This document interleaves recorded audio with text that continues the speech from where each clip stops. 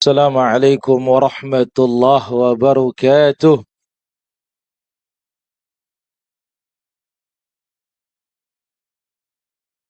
إن الحمد لله نحمده ونستعينه ونستغفره ونعوذ بالله من شرور أنفسنا وسيئات أعمالنا. من يهده الله فلا مضل له ومن يضلل فلا هادي له. أشهد أن لا إله إلا الله وحده لا شريك له، وأشهد أن نبينا محمدا عبده ورسوله لا نبي بعده.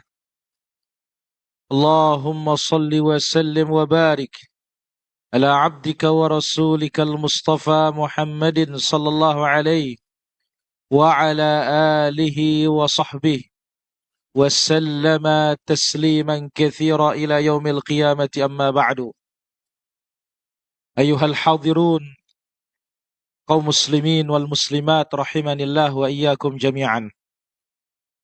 Alhamdulillah, segala puji hanya milik Allah Azza wa Jalla. Kesempatan siang yang berbahagia dan siang yang mulia ini, Allah Subhanahu wa ta'ala berikan kita taufiknya kembali duduk di majlis ilmu, aman dari taman surga ini. Mudah-mudahan Allah Azza wa Jalla sebagaimana mengumpulkan kita di majlis ini, Allah Azza wa Jalla kumpulkan kita juga kelak pada hari kiamat di dalam surganya. Allahumma 'allimna ma yanfa'una wanfa'na bima 'allamtana wa zidna 'ilman tanfa'una bihi. Ayuhal hadirun rahmatullah Azza wa Jalla. Sebelum kita masuk ke pembahasan kita al-hadits al-hadi wa thalathun, hadis yang ke-31, ada satu faedah yang sangat luar biasa kaitannya dengan zikir atau doa setiap selesai sholat subuh. Doa setiap selesai sholat subuh. Apa doanya?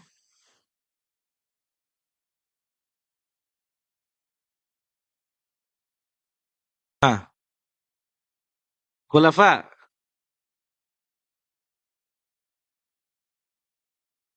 Send. Allahumma inni as'aluka ilman nafi'a wa rizqan tayyiba wa amalan mutaqabbala. Salah seorang tabi'in bernama Abu Kharijah rahimahullahu ta'ala, beliau berkata, thalathun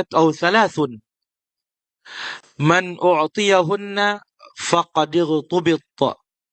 Ada 3 perkara apabila Allah Azza wa Jalla berikan seseorang, maka orang itu layak untuk kita iri kepadanya. 3 perkara apabila Allah Azza wa Jalla berikan diri seseorang, maka orang ini layak untuk kita iri kepadanya, layak untuk kita ghibtah. 1,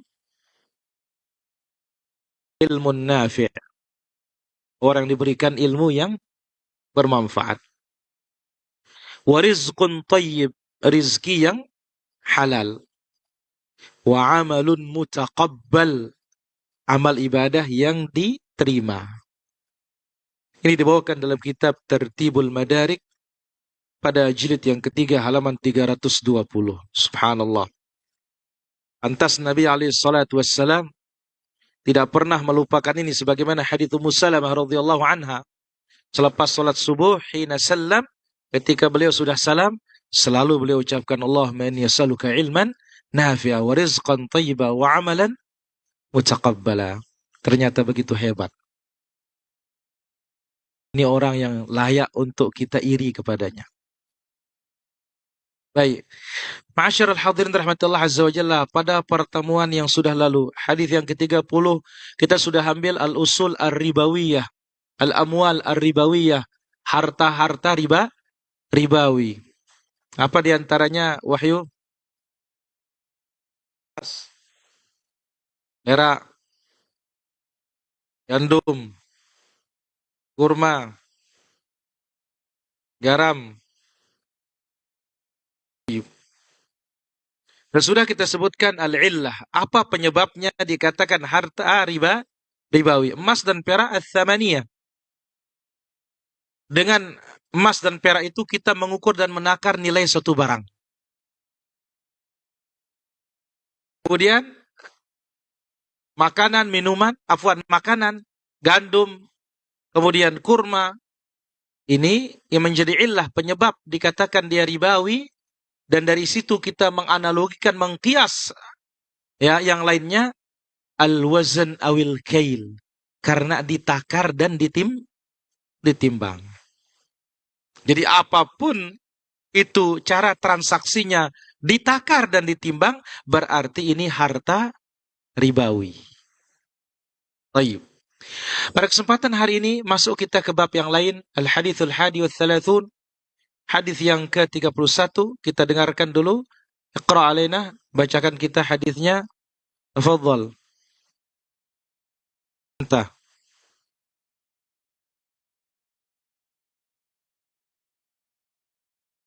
Mic-nya.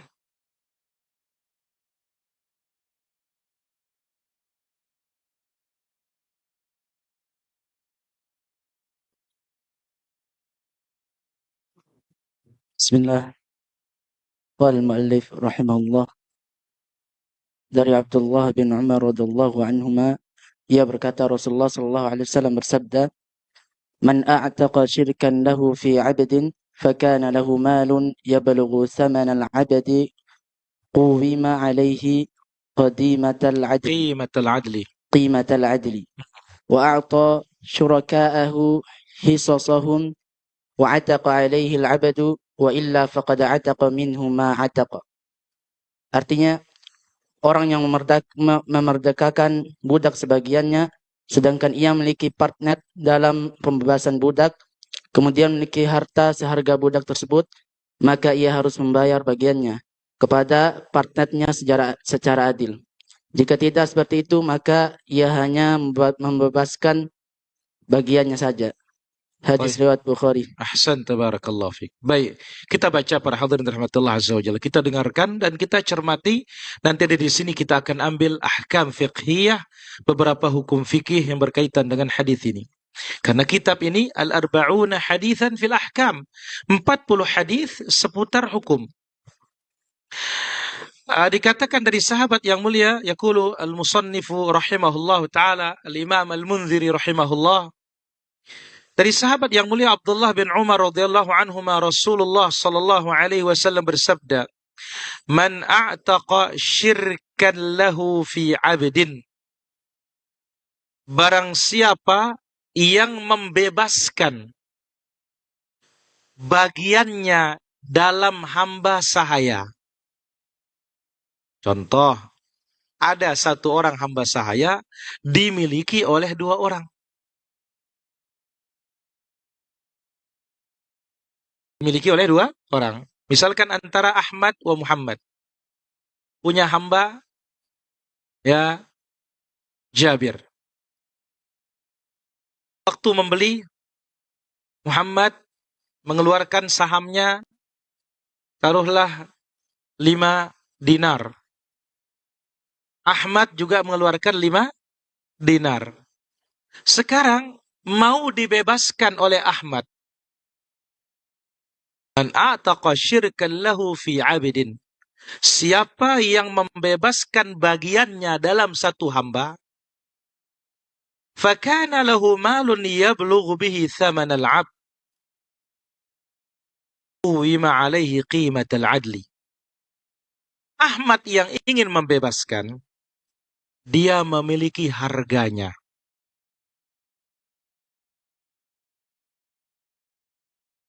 Untuk membeli separuhnya. Karena separuhnya dia yang punya. Maka ditakar berapa harganya sekarang Jabir ini? Oh, harganya sekarang 15 dinar. Dari awal beli 10. Naik sekarang menjadi 5. Berarti kan sama-sama setengah. Berarti berapa? 7? 7,5. Nah, Ahmad punya dana 7,5. Maka 7,5 ini diserahkan kepada Muhammad. Ini, aku beli hamba ini, Jabir ini, ya, dengan harga 15, tapi karena bagianku setengah, maka ini bagianmu yang aku beli 7,5. Quwima alaihi qimatul adl. Ditakar dengan harga yang setara. Kalau 15 berarti 7,5, 7,5. Kalau 20, 10, 10. Wa a'ta syuraka'ahu hisasahum. Maka kongsinya diberikan bagiannya. Yang setengah itu. Wa ataqa alaihi al-'abd, dan hamba sahaya ini sudah merdeka. Wa illa. Tetapi kalau si Ahmad tidak punya duit untuk membayar separuh harganya Jabir kepada Muhammad, faqad ataqa minhu ma ataq, maka yang merdeka itu hanya separuhnya. Bagaimana caranya tahu merdeka separuhnya? Kan dengan praktik ini. Terus bagaimana untuk kesehariannya kita tahu dia itu merdeka separuh, hamba separuh? Waktu jadwalnya Ahmad, dia bebas, nggak perlu kerja untuk Ahmad. Tapi jadwalnya untuk Muhammad, dia harus kerja menghasilkan untuk si Muhammad. Ini namanya hamba separuh merdeka. Yang hakikatnya hamba sahaya itu, kalau separuh merdeka, mesti semuanya merdeka. Tidak bisa dibiarkan separuh. Maka oleh karena itu, para hadirin rahmatullah azza wa jalla, di dalam hadis inilah dia solusinya. Ingat, hukum asalnya Allah azza wa jalla menciptakan manusia merdeka.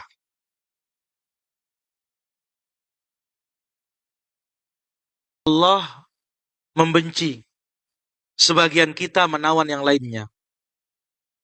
Begitu Islam datang, aturan perbudakan itu masih ada. Ada Yunani, ada. Ada Romawi, ada. Babilonia, ada. Persia, ada. Begitu Islam datang, Islam berusaha untuk membebaskan hamba-hamba sahaya itu. Kalau kita lihat di dalam banyak kesempatan, salah satu tebusan pelanggaran dalam hukum syariat itu membebaskan hamba sahaya. Mana contohnya, Bang? Robi, hukumannya membebaskan hamba sahaya.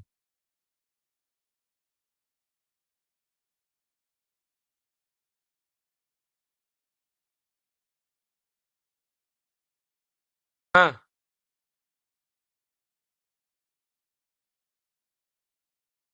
ahsanta. Suami istri berhubungan intim di siang bulan Ramadan. Salah satu urutan kafarahnya memerdekakan hamba sahaya. Ada yang lain?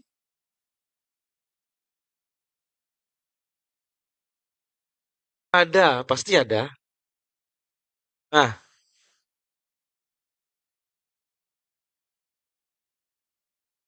hmm. Apa yang lain?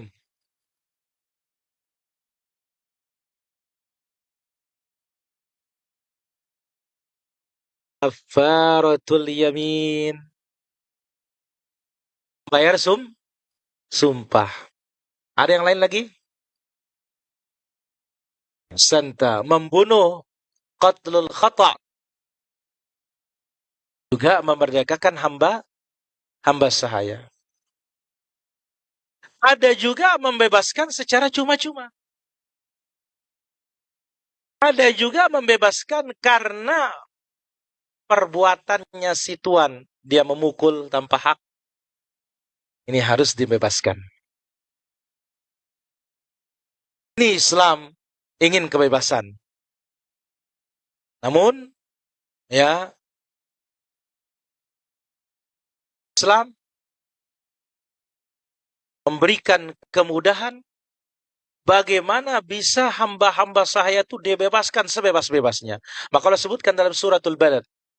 fakku raqabah au it'amun fi yaumin dhi masghabah. Tayyib. Ayuhal hadirin rahmatullah azza wa jalla. Dari hadis yang mulia ini kita akan pelajari ada kurang lebih 12 masalah. Kita mulai dari yang pertama. Al-'itq, pembebasan. Fuqaha mengatakan al-'itqu al-khulus wal hurriyah wal khuruj minal mulkiyah.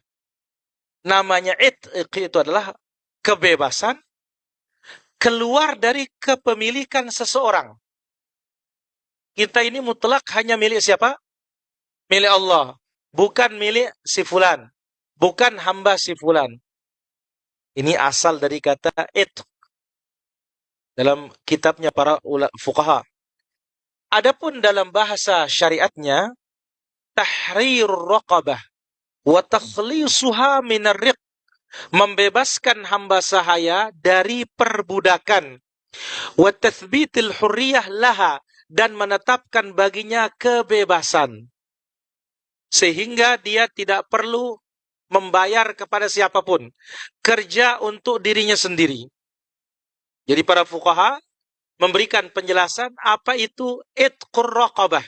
Membebaskan hamba sahaya artinya melepaskannya dari perbudakan dan memberikannya kebebasan. Sekarang ibarat orang masuk penjara. Terkungkung apa tidak? Terkungkung. Tapi begitu vonis bebas, berarti apa? Lepas, tidak ada ikatan.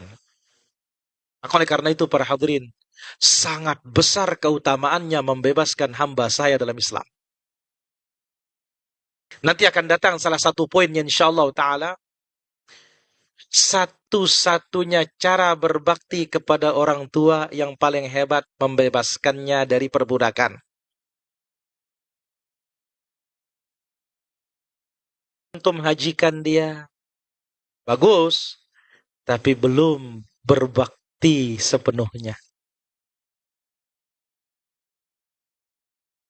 Digendong waktu haji tawaf sa'i, belum. Wala talqah, kata Nabi, satu bukaan pun saat melahirkan belum terbayar.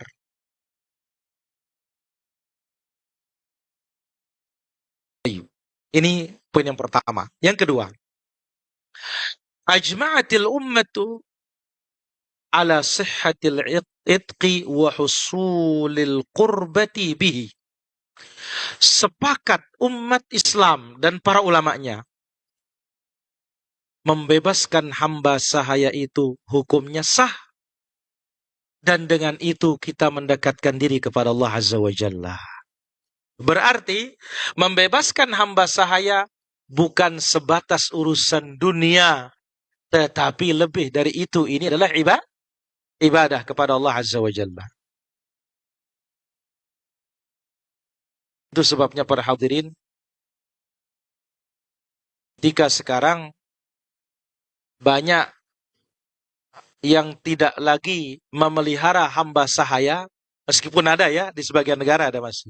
Karena resolusi PBB, zamannya Raja Faisal, di sana dihapus semua perbudakan.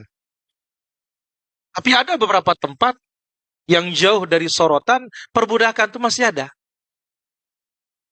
Dan akan kembali banyak nanti di akhir zaman. Maka hukum ini bukan hukum klasik yang akan hilang begitu saja dengan berjalannya waktu. Justru hukum ini akan kembali berdasarkan hadis. Bisa dilihat dalam hadis kedua dalam Arba'in Nawawiyah. Ketika Nabi ditanya oleh Jibril kapan kiamat. Lalu dijawab, tidaklah yang ditanya lebih tahu daripada yang bertanya, artinya sama-sama nggak tahu. Kalau gitu kasih tahu tandanya. Lalu disebutkan antalidal amatu rabbataha, hamba sahaya melahirkan tuannya. Ini kan belum ini. Para ulama mensyarah bagaimana maknanya hadis ini. Di akhir zaman banyak peperangan, sehingga banyak orang mendapatkan hamba sahaya, tawanan-tawanan, lalu meninggal si tuan, si perempuan hamba saya melahirkan anak, anaknya yang berubah menjadi tuan, ibunya menjadi hamba saya tetap. Nah, ini dia. Sepakat ya umat tentang pembebasan ini dalam syariat hukumnya sah. Dan ini adalah bentuk cara kita mendekatkan diri kepada Allah Subhanahu wa taala.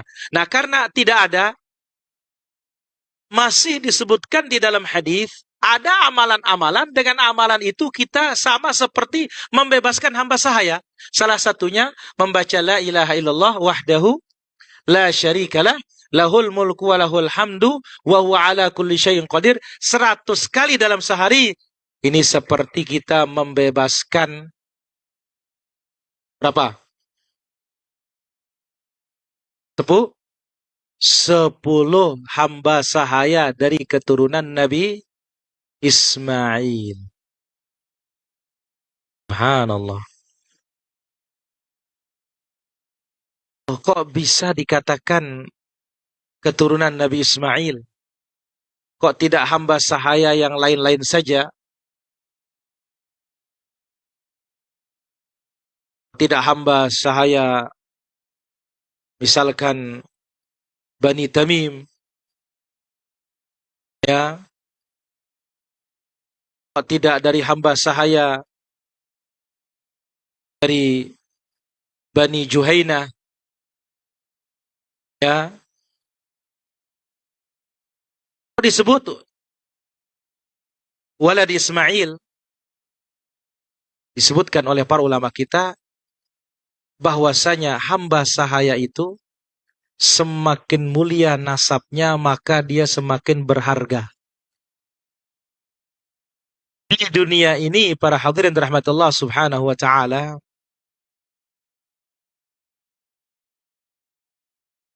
yang paling mulia nasabnya, dari sana muncul kenabian. Nah, kita tahu para hadirin, kenabian di akhir zaman dikirim dari mana? Dari Quraisy. Dan Quraisy kita tahu keturunan siapa? Ismail.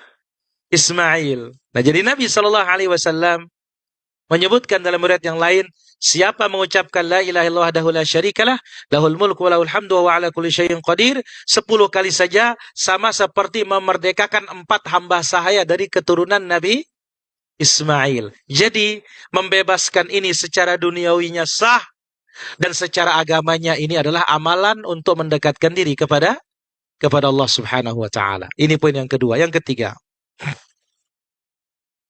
fikakur raqabatil muslimah fikakun nafsi minan nar.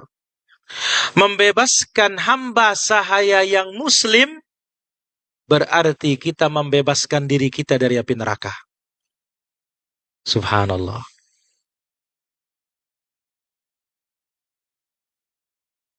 Maka pembebasan hamba sahaya dalam Islam minal kaffarat limahwi dzunubi wal khataya, termasuk penebus dosa, pelebur dosa, membersihkan seseorang dari dosa dan kesalahan. Banyak dalam Islam amalan-amalan itu disebutkan membersihkan dosa. Tapi ada amalan-amalan tertentu disebutkan hanya membebaskan dari dosa kecil, dosa besar tidak. Namun kalau ini atau kalau itu berkaitan dengan pembebasan hamba sahaya, kita membebaskan diri dari api neraka, berarti termasuk bebas dan dihapus dosa besar. Jadi para hadirin, kalau kita bebaskan hamba sahaya yang muslim, berarti kita telah membebaskan diri kita dari api neraka. Sampai Nabi SAW menyebutkan, innahu la yu'taqul 'udhu bil 'udhu. Sampai-sampai membebaskan hamba sahaya ini, kita membebaskan per anggota dengan anggota badan. Ya, misalkan sebagaimana hadis ini, kita punya hamba sahaya 1 orang berdua. Ya, seolah-olah kita punya separuh badannya. Nah, kalau kita bebaskan separuh, berarti hanya separuh badan kita bebas dari api neraka. Karena Nabi Shallallahu Alaihi Wasallam mengatakan kalau dia punya harta, bayarin kawan engkau, kongsi engkau yang punya bagian itu, sehingga benar-benar terbebas kita dari api neraka. Sampai begini dahsyatnya membebaskan hamba sahaya di dalam Islam. Tapi disyaratkan raqabatin muslimah, hamba sahaya yang muslim. Nah, lihat kasus dalam hadis riwayat Imam Muslim. Muawiyah ibn al-Hakam as-Sulami. Apa kisahnya? Dia punya hamba sahaya perempuan, disuruh ngembala kambing. Tiba-tiba serigala memangsa. Kejar, ketangkap. Ditahu oleh Muawiyah, marah sebagai manusia biasa, marah, ditamparlah hamba ini. Setelah menampar, menyesallah dia melapor kepada Nabi SAW. Ya Rasulullah, aku manusia biasa, marah seperti orang lain. Hamba saya aku begini, akhirnya aku tampar dia. Aku ingin menebus kesalahanku. Namanya hamba saya kalau disakiti oleh tuannya, mesti bebas. Mesti apa? Bebas. Aku ingin membebaskan ya Rasulullah. Akhirnya Nabi SAW mengatakan, mana dia? Bawa ke sini. Setelah dibawa di hadapan Nabi, terkenalah dia hadis jariah itu. Ainallah. Di mana? Allah. Qalat fis sama, di atas langit. Qalat, qala man ana? Nabi tanya pula dia, siapa aku? Qala anta Rasulullah. Langsung Nabi mengatakan kepada tuannya apa? I'tiqha fa innaha mu'minah atau muslimah. Merdekakan dia, dia sudah beriman. Jadi dalam Islam bukan sembarangan yang kita bebaskan. Mesti yang kita bebaskan yang bagaimana?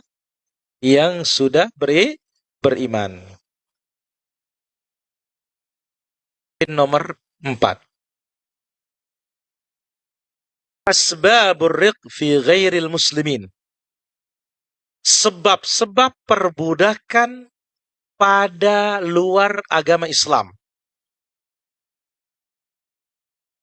Al-Furs, seperti Persia. Warum, Romawi. Wal-Babiliyin, Babilo, Irak.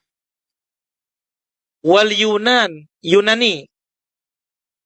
Kathirah, sebabnya sangat banyak. Jadi perbudakan, sebagaimana kita sebut tadi, sudah ada sebelum Islam yang dibawa oleh Rasulullah SAW tiba. Sudah ada. Maka begitu datang Islam berusaha untuk dibebaskan.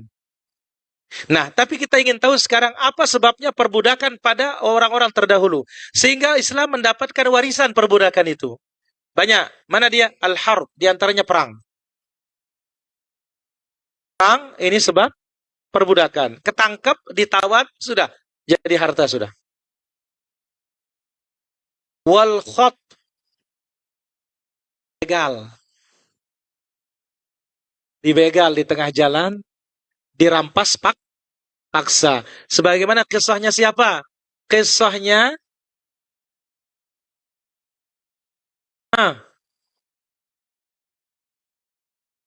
Zaid ibn Harithah. Zaid bin Harithah.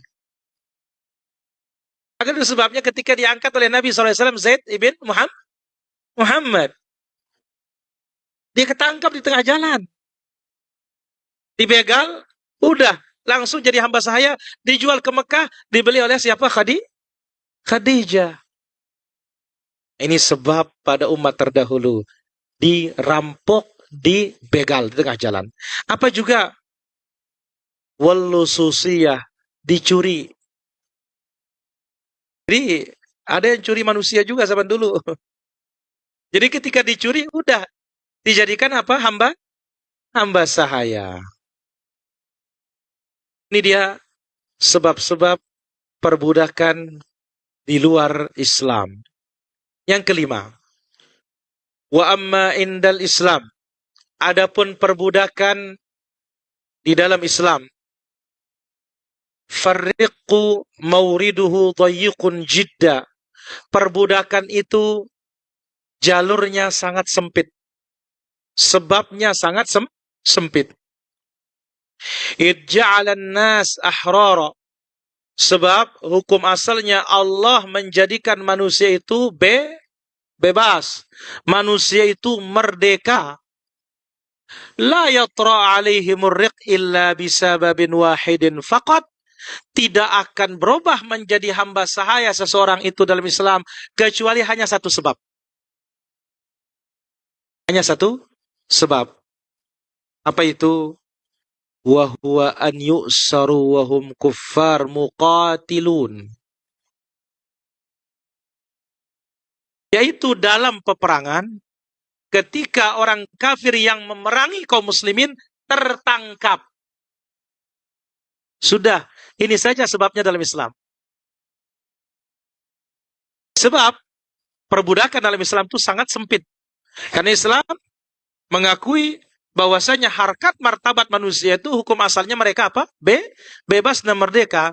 Namun hanya satu saja, dalam peperangan tertangkap sehingga menjadi tawanan, dan ini dari kalangan kafir muqatil yang memerangi kaum muslimin.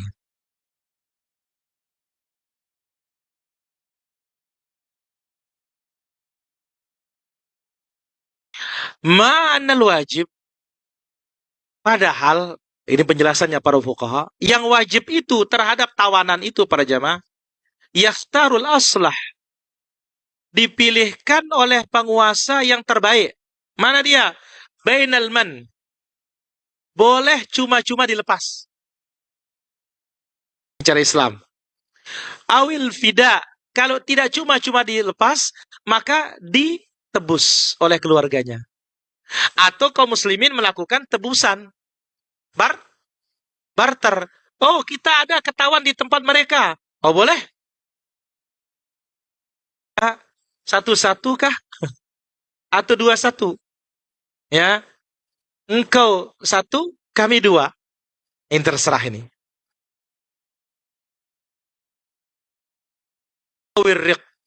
Atau pilihan terakhirnya menjadi hamba sahaya. Hasabil maslahatil ammah, tergantung maslahat umum. Ini dia pandangan Islam. Kalau memang ada orang-orang kafir yang memerangi kaum muslimin, dalam peperangan ternyata mereka tertawan, ini pilihannya. Bukan serta-merta langsung menjadi hamba sahaya. Kalau mau kaum muslimin melihat, sudah, bebaskan, sudah. Selesai. Kalau kaum muslimin melihat, barter. Selesai. Dia nggak lagi hamba sahaya. Tapi kalau tidak, sudah, ini diperbudak saja ini. Inilah dia dikatakan mauriduhu dhayiqun. Alurnya, jalan untuk memperbudak orang dalam Islam itu sangat apa? Sangat sempit dan sangat kecil. Dan itu bergantung kepada masalah. Wa hadha sabab jaa fi an-naql as-sahih. Sebab ini telah datang di dalam riwayat yang sahih, dan ini sesuai dengan akal yang sehat juga. Ya.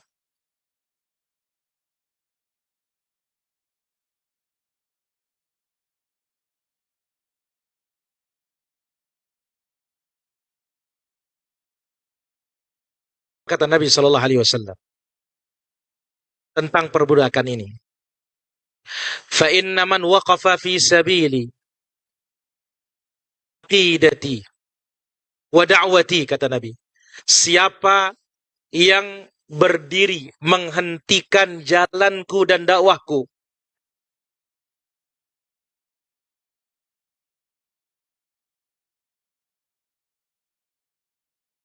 wa arada al-hadda min harbati, dia ingin tajamnya tombakku, ala alayya, dan melawanku, wa harabani, dan menentangku, fajaza'uhu an umsikahu indi, maka balasannya aku tahan, kata Nabi SAW, liyafsahal majala amami wa amama da'wati, agar dia memberikan aku jalan di hadapanku dan di depan dakwahku. Hanya satu ini saja jalan untuk memperbudak orang di dalam Islam. Nah, kalau kita melihat perbandingan antara luar Islam dengan Islam, maka sangat jauh. Mereka mencuri orang bisa diperbudak, merampok orang bisa diperbudak, apalagi dalam peperangan. Ini yang keenam. Islamu rafiq.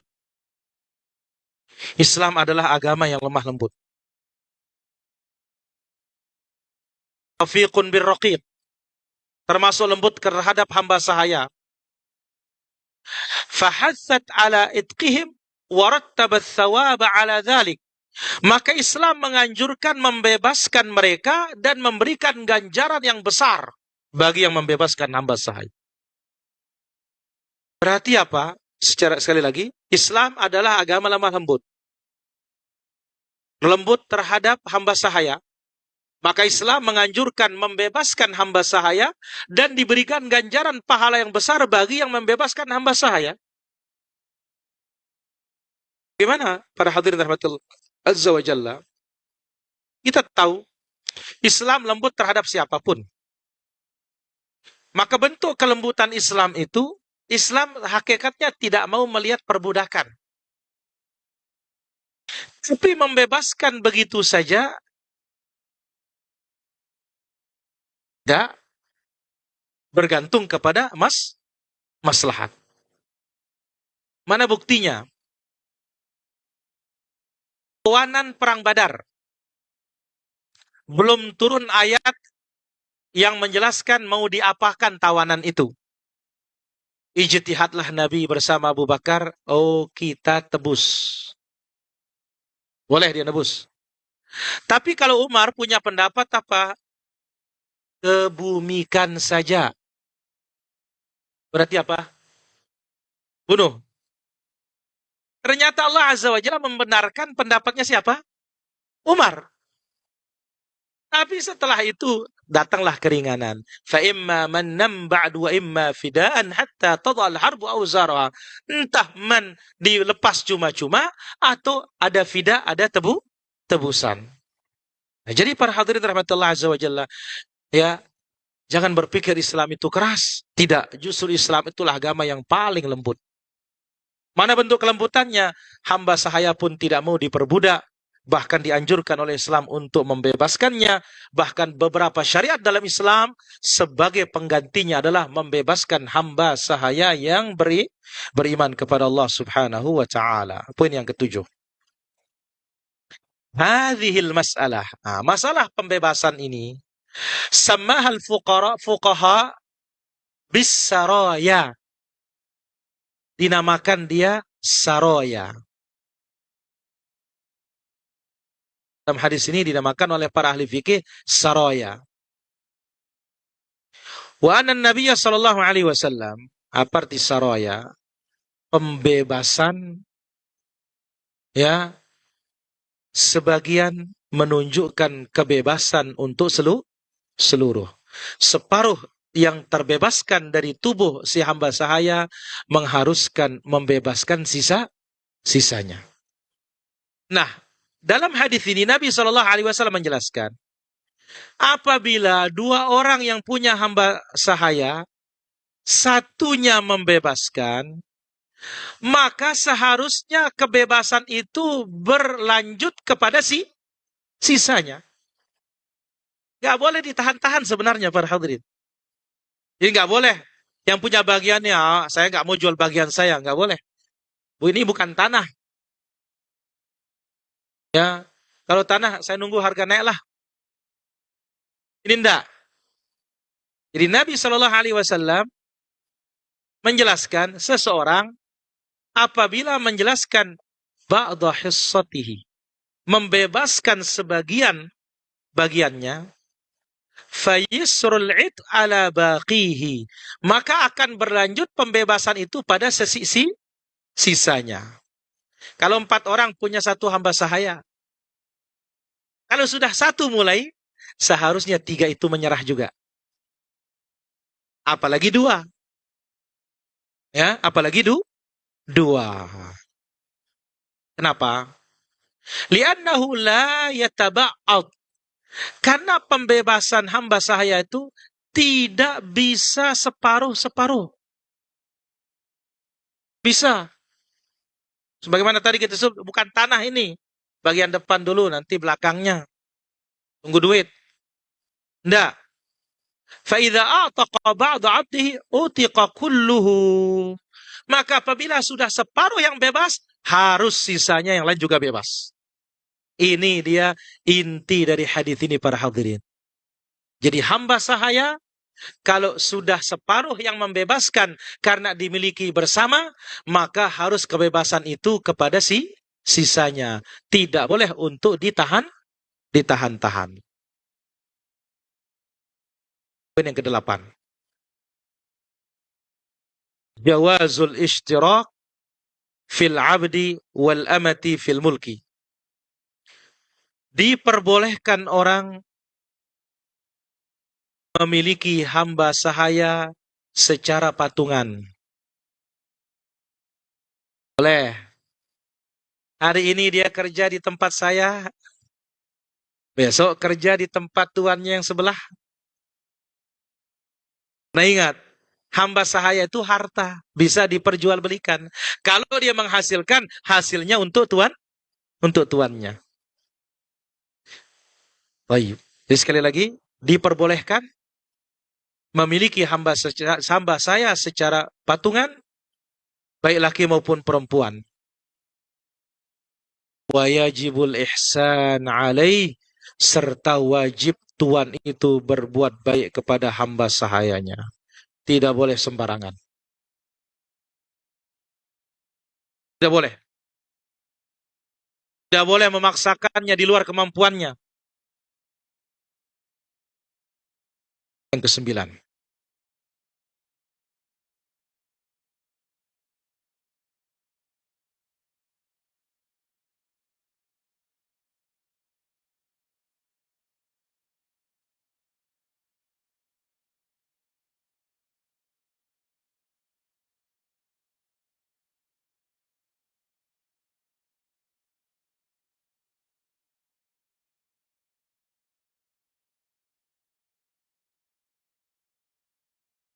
Inna man a'taqa nasibahu utiqa alaihi. Siapa yang telah membebaskan bagiannya dari satu hamba sahaya,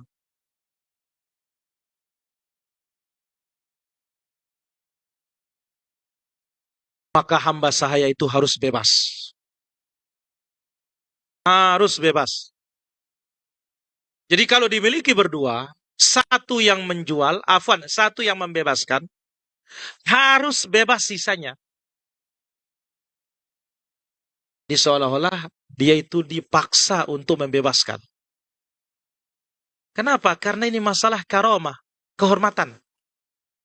Karena ininya nyawa, jiwa, bukan duit, bukan sapi, bukan pula properti, tidak.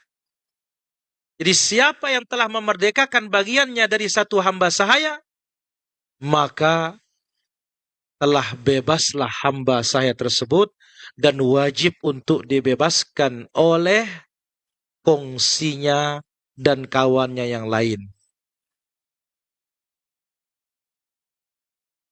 Kana musiran. Jikalau yang membebaskan ini punya kelapangan rizki, quwimat alaihi, maka dihargakan dan harus dibayar oleh yang membebaskan. Nah sekarang masalahnya, wa illam yakunis syarik musiran. Kalau dia membebaskan ini, tidak punya harta untuk membayar harga separuhnya. Berarti apa? Fala yu'taq nasibu syarikihi. Sisanya hamba ini tetap menjadi hamba sahaya. Ini kasihan. Nah, para fuqaha menjelaskan apa jalan keluarnya. Kalau yang pertama, dia bebaskan separuh. Dan dia punya uang yang membebaskan ini. Tinggal dibayar. Nah, berapa kita hargakan dia ini? 10 dinar. Ya sudah, kalau 10, bagianku bebas. Ini 5 dinar untukmu, dia bebas. Tidak boleh dia mengatakan, oh saya belum mau jual. Nggak bisa. terpaksa harus jual. Ini babnya dalam bab pembebasan hamba sahaya. Beda dengan bab jual beli yang lain. Kalau ini ketika satu sudah membebaskan, harus bebas, sisanya kalau punya duit, bayar. Tidak boleh menolak kongsinya ini untuk dibayar. Masalahnya sekarang, bagaimana kalau yang kongsinya ini, yang membebaskan ini, gak punya duit untuk menghargakan sisanya?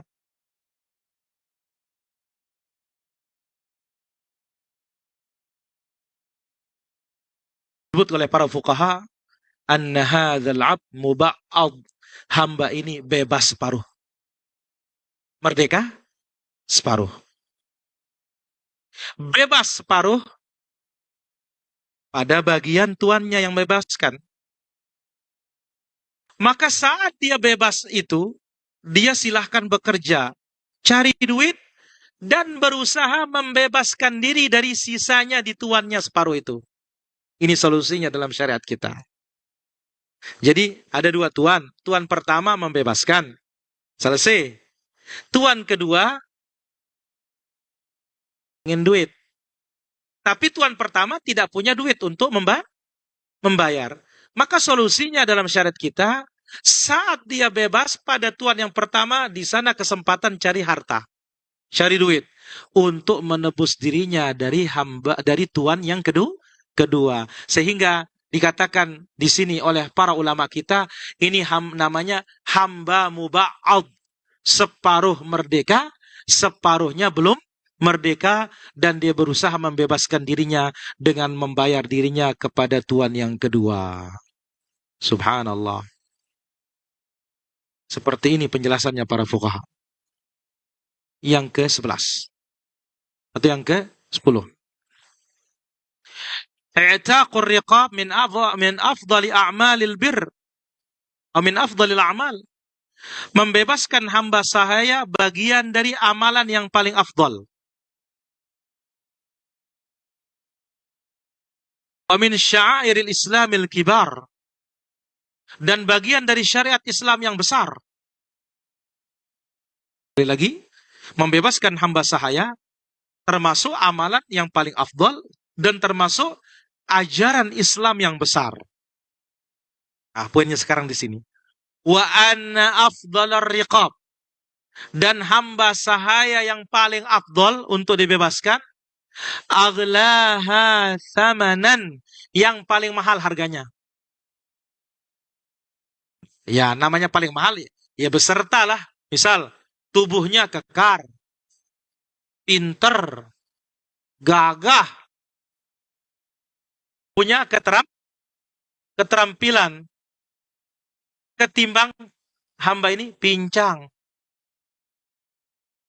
Ya. Kemudian apa? Nggak bisa apa-apa. Maka otomatis yang pertama akan berharga, yang kedua kurang harga. Maka para hadirin rahmati Allah subhanahu wa ta'ala, ketika kita ingin memerdekakan hamba sahaya, pilih yang paling mahal. Karena inilah dia memerdekakan hamba sahaya yang paling afdal. Poin terakhir. Afdalu birril walidain au ahaduhuma. Seutama-utama berbakti kepada kedua orang tua atau berbakti kepada salah satu dari kedua orang tua.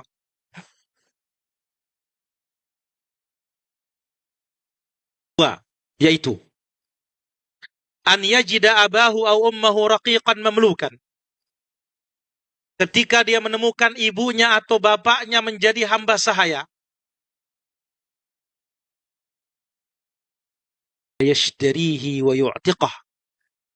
Kemudian dia membelinya dan membebaskannya. Inilah berbakti yang betul-betul dikatakan bakti yang paling afdal. Subhanallah. Jadi ditemui salah satu dari orang tuanya atau keduanya dalam keadaan hamba sahaya, dia beli, dia bebaskan karena Allah.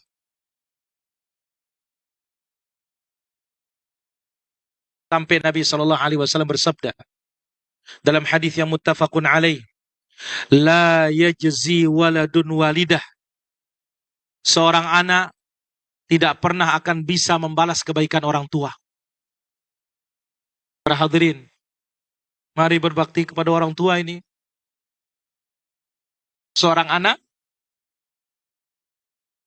tidak bisa akan membalas kebaikan orang tuanya illa an yajidahu mamlukan. Kecuali ketika dia menemui mereka dalam keadaan menjadi hamba saya. Fayashtarihi fayu'tiqah. Dia beli dan dia bebaskan. Barulah seorang anak dikatakan bisa membalas kebaikan orang tuanya.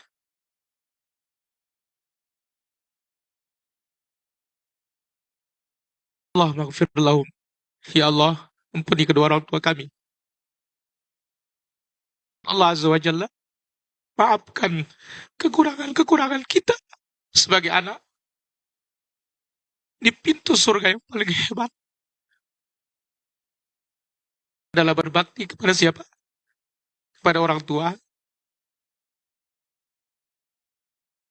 Jadi seorang anak tidak akan bisa membalas kebaikan orang tuanya kecuali dia menemukan orang tuanya menjadi hamba sahaya, dia beli dan dia bebaskan, baru bisa. Berarti selama ini para hadirin rahmatullah azza wa jalla, kita belum maksimal. Kita belum maksimal. Berdoa kepada Allah azza wa jalla, Allah maafkan kita. Allah maafkan kita.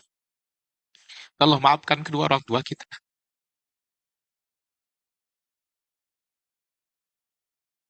Di sini muttafaqun alaih. Mudah-mudahan Allah azza wa jalla berikan kita taufik bisa berbakti kepada orang tua kita. Jangan sampai kita memperbudak mereka. Mudah-mudahan Allah azza wa jalla maafkan dosa-dosa kita semua. Saya kira demikian para hadirin rahmatullah azza wa jalla. Sallallahu ala nabiyina Muhammad wa ala alihi washabihi ajma'in. Wa akhiru da'wana alhamdulillahi rabbil alamin. Silakan kalau ada pertanyaan.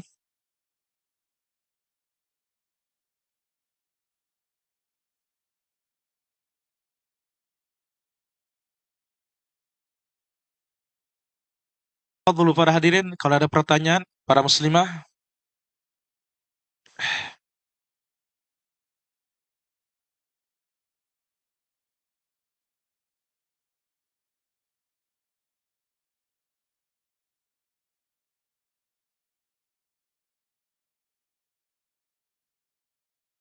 Baik, di sini ada beberapa pertanyaan sudah masuk. Kita baca. Benarkah budak wanita yang diperoleh dari peperangan boleh digauli tanpa nikah oleh tuannya? Alhamdulillah. Salatu wassalamu ala Rasulillah ma ba'd. Kita katakan betul. Tetapi wajib istibra. Wajib bersih dulu perempuan tersebut seukuran 1 kali haid. Dia memang tanpa nikah. Kalau nikah nanti berubah anaknya menjadi hamba sahaya. Kecuali si perempuan ini dibebaskan dulu. Kalau sudah dibebaskan, lalu dinikahi, barulah nanti dianya merdeka, status anaknya juga merdeka. Adapun dalam keadaan hamba sahayanya menikah, anak yang bebas, anaknya menjadi hamba sahaya sebagaimana ibunya menjadi hamba sahaya. Beda, kalau dalam keadaan dia hamba sahaya, langsung digauli oleh tuannya setelah dia istibra, begitu lahir anaknya merdeka, yang digauli ibunya tetap menjadi hamba sahaya. Wallahu ta'ala ala wa alam. Baik, ada lagi pertanyaan? Vol. Fik barakallah.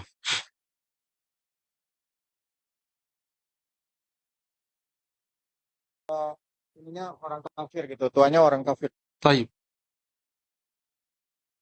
Bagaimana kalau seorang menjadi hamba sahaya? Apakah dia tidak boleh melarikan diri? Tidak boleh. Kenapa Nabi SAW bersabda, thalathun la tujawizu salatuhum adhanahum, atau adhanuhum. Ada 3 orang yang pahala sholatnya tidak sampai ke daun telinganya, nggak bisa naik. Karena ingat pahala ibadah itu naik ke langit. 3 orang. 1, al-abdul abiq, hamba sahaya yang lari dari tuannya. Hamba sahaya ini sholatnya nggak diterima. Yang kedua, man amma qauman wa hum lahu karihun, yang mengimami suatu kaum, makmumnya benci kepada dia, benci agamanya. Yang ketiga, wal mar'atu abad, wanita yang enggan diajak tidur oleh suaminya, lantas suaminya murka kepadanya, maka ini sholatnya tidak naik lebih dari daun telinganya. Allah Ta'ala ala wa alam. Pertanyaan berikutnya.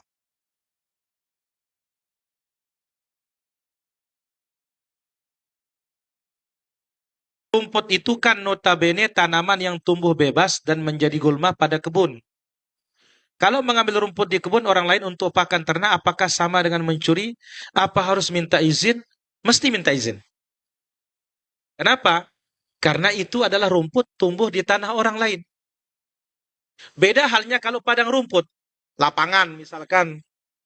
Maka kalau lapangan tidak ada yang boleh melarang.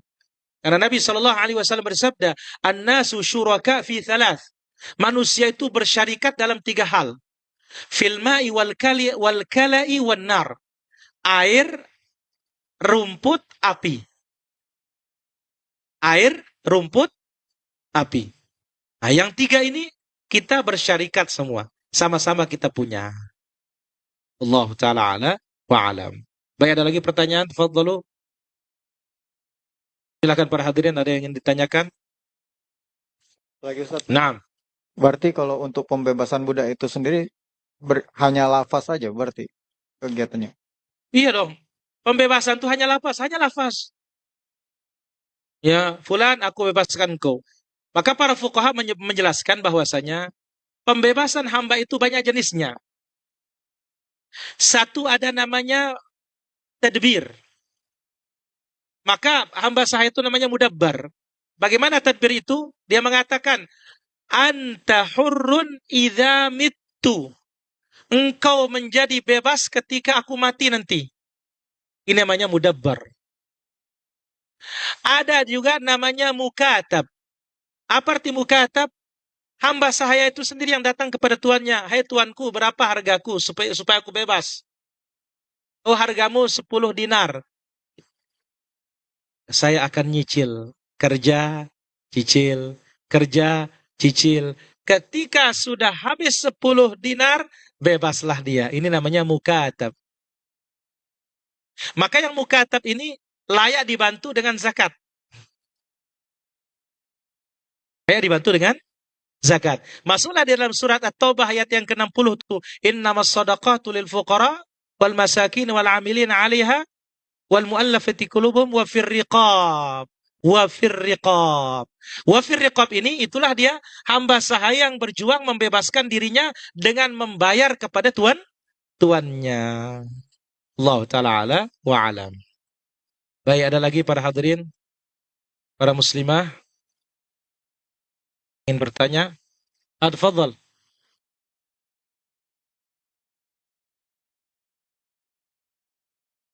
Bagaimana maksudnya imam yang dibenci agamanya? Ya, antum sendiri tahu bagaimana orang ini. Satu, misalkan ini sholat nggak benar. Berarti kita tidak senang itu karena urusan agama. Bukan karena urusan pribadi. Oh, dia pernah ngecewakan saya dulu nih.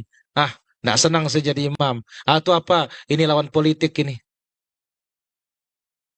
Itu beda pilihan. Wah, ini pribadi kalau ini. Tapi karena agamanya, ini orang ini apa? Waduh, ini berat ini katanya. Kenapa? Masya Allah, mohon maaf. Ini apa? Ini suka sedikit-dikit ke dukun ini. Allah Ta'ala ala wa ala. Pertanyaan berikutnya. Bagaimana cara menebus dosa sebagai anak yang durhaka? Suka melawan orang tua fakir ilmu agama, orang tuanya fakir ilmu agama, jadi sering bertengkar khususnya tentang sunnah. Nggak boleh yang seperti ini. Jangankan dia belum paham sunnah, dia kafir saja nggak boleh kok. Allah Azza wa Jalla menyebutkan, wa in jahadaka ala an tusyrika bi ma laysa laka bihi ilm fala tuti'huma wa sahibhuma fid dunya ma'rufa. Kalau engkau dipaksa berbuat syirik kepada Allah Azza wa Jalla, jangan patuhi, tapi tetap urusan dunia tetap baik.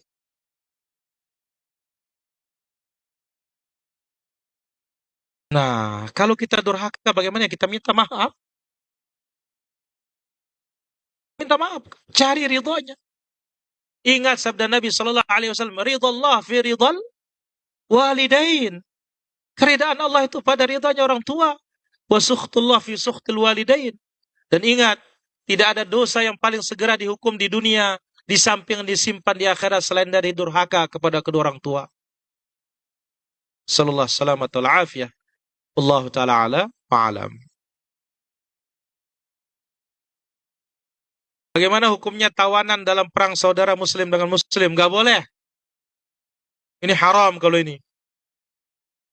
Maka lihat, ketika terjadi perang Siffin,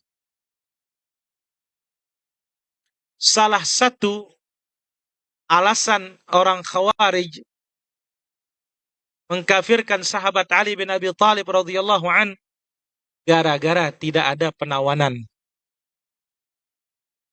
Maka sahabat Ibnu Abbas yang meminta izin kepada Amirul Mukminin Ali bin Abi Thalib untuk mengundurkan sholat zuhur sebentar, saya ingin berdialog dengan mereka. Nah, salah satu yang mereka tuduhkan dan alasan mereka, dia akan berperang Ali itu. Kenapa dia tidak menawan musuhnya? Apa kata sahabat Ibnu Abbas radhiyallahu an? Apa kalian mau tawan ibu kalian Aisyah Ummul Mukminin? Kalau kalian mengatakan tawan, kafartum, kafir kalian katanya. Sementara mereka tuh takut sekali kafir. Akhirnya kalian tobat katanya, kami tobat. Kalian rujuk kepada yang benar, rujuk kepada yang benar. Jadi tidak ada tawanan kalau terjadi perang saudara itu para hadirin. Allah Ta'ala ala wa alam. Bagaimana cara menyikapi kalau ada masalah dengan adik? Bagaimana cara terbaik untuk menasihati adik yang rasanya jauh sekali dengan keluarga dan agama? Masya Allah. Pertama, doa kita jangan pernah terhenti untuk mereka. Ingat, ajazun nas man ajaza 'anid du'a. Orang yang paling lemah itu yang paling lemah berdoa. Doa ini yang mustahil bisa berubah dengan doa. Lihat, Abu Hurairah mengeluh kepada Nabi, ya Rasulullah, ibuku belum masuk Islam. Kabilahku menentang. Nabi berdoa sedikit saja. Allahumma hdi Dausan wa'ti bihim. Ya Allah, berilah petunjuk kepada kabilah Daus, bawa mereka ke sini, bawa mereka Islam. Tidak lama langsung mereka masuk Islam. Satu. Yang kedua, pendekatan dengan hadiah dan semisalnya. Apalagi nih adik, ya, sesama saudara seiman saja kita disuruh rafiq lembut. apalagi ini saudara senasab, lagi saudara seiman. Dan jangan pernah berputus asa. Dan ingat, ya urusan hasil kembali kepada Allah Azza wa Jalla, kita hanya melakukan usaha saja. Wa ma'al rasul illal balaghul mubin. Allah taala ala wa alam. Baik, di sini ada pertanyaan. Ayah kami rahimahullah sebelum wafat berwasiat agar rumah dijual dan dibagikan sesuai dengan syariat. Dan ibu kami diminta ikut bersama kami anak-anak. Namun dikarenakan ibu kami ingin tinggal sendiri, ditemani ART, karena ibu kami termasuk tipe yang tidak enakan dan tidak ingin mendengar hal-hal yang tidak nyaman di rumah tangga anak-anaknya. Ibu kami tidak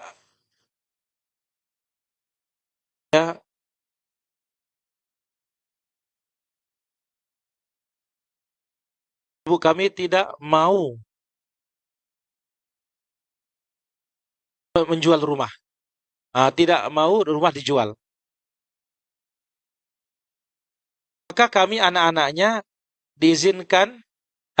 izinkan ibu kami tinggal di rumah warisan dan di sana bisa ditemani salah satu anaknya.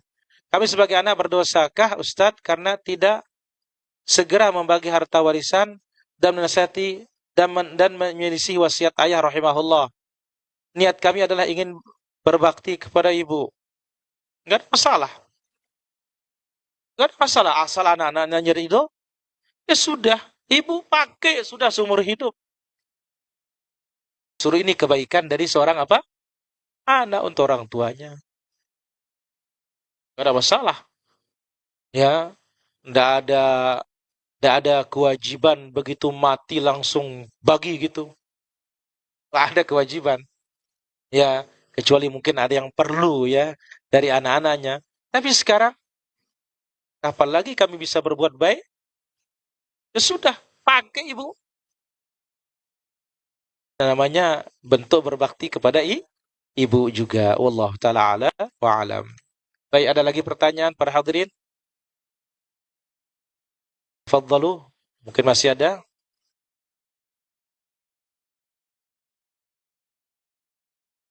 Di sini ada pertanyaan dari para pemirsa kita.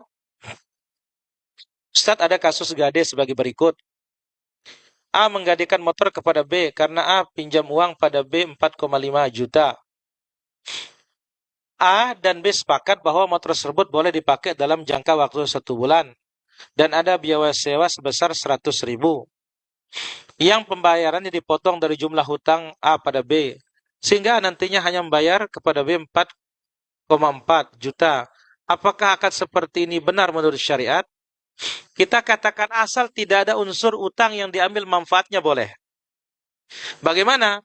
Apakah itu sewa yang wajar? Nah, ini masalahnya. Kalau itu adalah sewa pasaran, tidak ada masalah. Tapi bukan itu sewa pasaran, berarti ini utang yang diambil manfaatnya berarti riba. Tidak boleh yang seperti itu. Wallahu ta'ala a'la wa alam. Baik, ada lagi pertanyaan para hadirin? Tidak ada? Baik, saya kira demikian. Mudah-mudahan Allah Azza wa Jalla berikan kita barokah semua. Bisa berbakti kepada orang tua kita. Allah Azza wa Jalla maafkan dosa-dosa kita. Allah Azza wa Jalla pertemukan kita dengan Ramadan. Allah Azza wa Jalla panjangkan umur kita dalam ketaatannya. Dan kita bertemu dengan puluhan lagi Ramadan itu, bahkan bila perlu ratusan lah. Sehingga kita bisa mendapatkan tabungan yang banyak dari akhirat itu. Ini jumpa kita para hadirin sebelum Ramadan, karena kalau sudah bulan depan, pekan ketiga sudah masuk Ramadan. InsyaAllah berikutnya kita sambung dan terus semangat dalam menuntut ilmu. Barakallahu fikum.